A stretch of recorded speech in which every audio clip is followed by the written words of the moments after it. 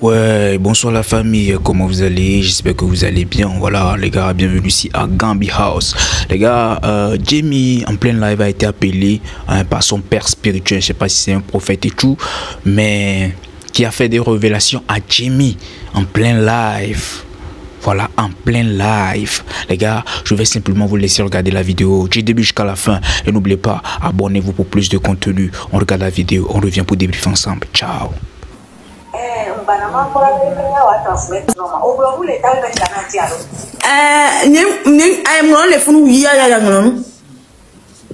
Seigneur donne message urgent de à son bureau. Donc, comment là, Seigneur de Mario, pour avoir un okame quoi. Mano kame fifi un okame.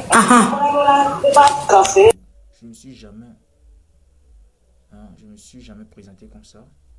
Parce que toutes mes vidéos ne sont pas comme ça. Ouais.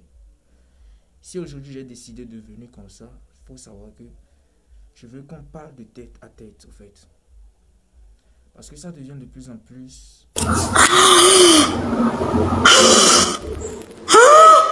les magic balls.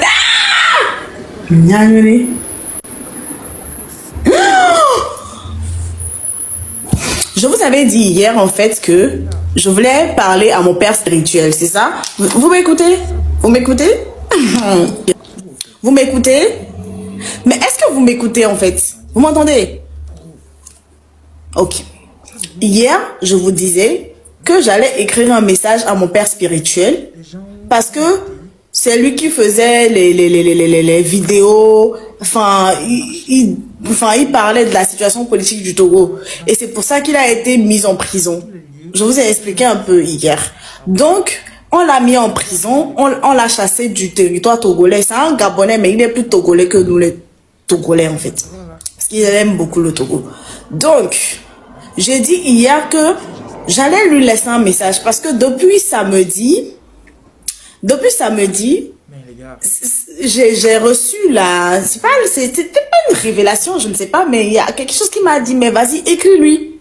Parce que ça fait un moment, je ne vais plus à l'église et tout et tout. Mais j'ai dit, vas-y, c'est une situation urgente, je vais lui écrire. Donc, hier, c'était dans le live avec vous que attendez. Qui là, le Seigneur m'a amené pour que véritablement je le connaisse en fait. Et je vous avais déjà fait une story time de notre rencontre, notre première rencontre et tout. Mais notre père spirituel, mon père spirituel à moi, c'est un Gabonais, mais il était plus togolais que certains Togolais. Donc, lui, chaque dimanche qu'on avait les prières, il prophétisait. Il prophétisait et il parlait toujours de la situation politique du Togo. Et il y avait un moment où Tchitchipina voulait faire un coup d'état. Il voulait faire un coup d'état là. Donc c'est lui là, à travers ses prophéties, qui les a alertés et on l'a renvoyé du gouvernement à l'époque, ok? Donc, lui, à chaque fois qu'il y aurait Nassou! Oh, il y a un moment, c'est plus vu. Hein? Donc, merci ma Julie. Donc, lui, il prophétisait, il disait, et puis il y avait les Agbeyome, les mêmes trucs là, comment il s'appelle? Bojona, ils étaient partis à son église. Tous les hommes là, ceux qui sont morts aujourd'hui et puis ceux qui vivent encore là, ils sont partis là-bas parce que c'était quelqu'un, mais vraiment, il reçoit la parole de Dieu, quoi. Donc, il a parlé et dans son église, lui, c'est lui qui parlait, il nous parlait des sacrifices que les gens là, ils faisaient. Ils tuaient des bœufs, tuaient des enfants vivants, qu'ils enterraient. Moi, c'est pas la première fois que j'ai écouté. Et à des carrefours, ils faisaient des sacrifices, ils ont sacrifié des gens. Et même la colombe de la paix, là, ils ont enterré des choses. C'est-à-dire que lui, là, toutes les prophéties qu'il faisait, c'était vraiment hardcore. Donc, il parlait. À un moment donné, les gens, là, ils se sont dit, ah, si on n'arrête pas là, c'est que c'est mort. Qu'est-ce qu'ils ont fait? Ils l'ont arrêté. Ils l'ont mis en prison. Ils l'ont accusé du n'importe quoi. Ils l'ont arrêté, ils ont arrêté sa femme. Ils les ont jetés en prison. Ça fait des mois, des années. 2 ans, 2 ans et demi, 3 ans, 3 ans et demi. Je ne saurais vous dire combien. Mais je sais que c'est 2 ans, 2 ans et demi. Voilà. Donc, avocat, tout. On le libère. On le libère maintenant, on lui dit, on t'interdit le territoire togolais. Ils lui disent qu'ils lui interdisent le territoire togolais. Donc on le chasse du Togo. L'église qu'on avait à Davier là-bas, là, on avait cotisé ensemble. Hein. Et moi, toujours j'ai dit, c'est mon église. Quoi qu'il arrive, c'est mon église. Parce qu'en ce moment-là, je partais, je n'avais rien, je n'avais pas d'argent, hein, mais je partais là-bas. On a l'air sarclé, puiser de l'eau, préparer pour les maçons et tout. Parce que je me suis dit, et l'église là, ce sera toujours mon église parce que tu ne peux pas construire ta maison si ce n'est la mort et laisser ta maison et partir en fait. Donc, cette église là, c'est mon église. C'est pour ça que je me suis investie.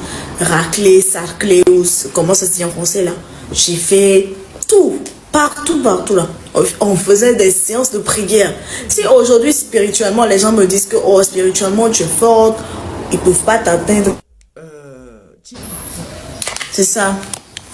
L'église, c'est le tabernacle de Dieu avec les hommes. C-C-I-T-H-S là. C'est ça. C'est ça l'église. Donc, il est parti.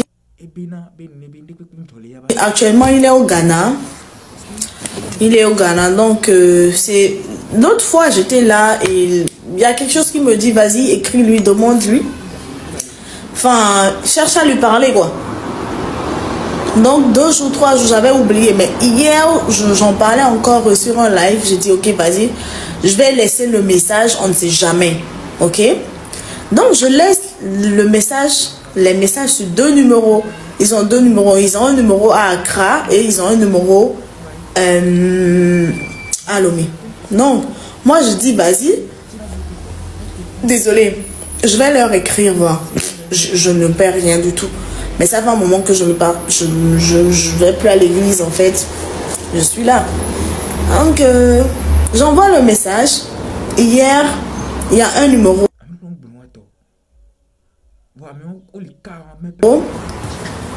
qui a répondu et il y a l'autre numéro qui n'a pas répondu. Mais aujourd'hui, je suis là.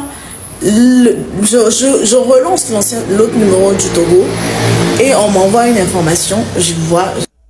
Ok. Et je suis là. Et puis, il sait. Mais si on me demande la raison pour laquelle j'ai voulu, parce que voilà, donc il m'a dit. Donc moi j'ai envoyé un message, je voulais avoir un entretien avec lui. Et c'est là on me dit en fait que lui aussi il a un message pour moi. Ok, on me dit, lui aussi il a un message pour moi. Donc c'est pour ça on m'a appelé tout à l'heure là. On m'a appelé que oh, le prophète a un message pour toi aussi. Donc, comme il n'est pas là, c'est sur là-bas. Donc on va se retrouver dans 1 heure de temps.